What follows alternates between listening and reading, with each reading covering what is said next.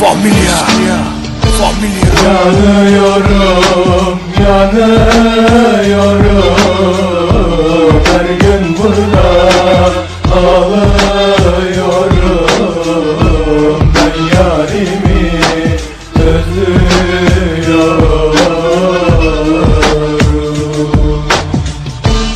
Yanıyorum, yanıyorum, her gün burada ağlıyorum.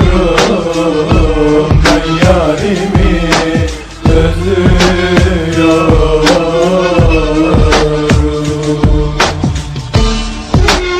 Ne kadar zaman geçse de aklımdan çıkmıyor iki kelime. Dudaklarımdan süzülürken bile acı verir bana tam 6 hece. Seni seviyorum. Konuşurken bile titriyorum. Kalbim atıyor tek tük ama durduramıyorum. Kafamı koydum yastığa. Sanki yastığım olmuş bana düşman. Sen yoksun ya yanımda. Evimde hakim olan duygunun adı hüsran. Sesim çıkmıyor. Avazım çıktığı kadar bağırsam da biraz bile uykum gelmiyor. Uyumaya çalışsam da İnişli çıkışlı hayat yolunda bir engel de senden yedim ben. Sen gidince düşene bir tekmede hayattan yedim ben. Peki ben şimdi neyleyim? Kime güveneyim?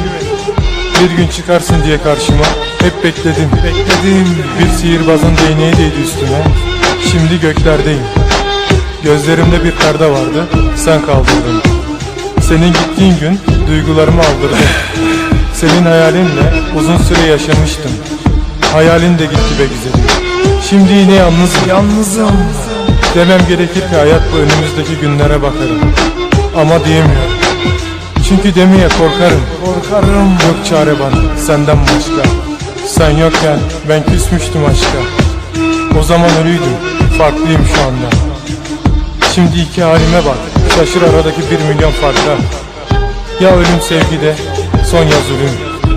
İkisini de gördüm ben be gülüm. Senin olmadığın her an inan ki ben ölüyüm. Aşktan darbe yemişlerin başındaki öncüsüyüm.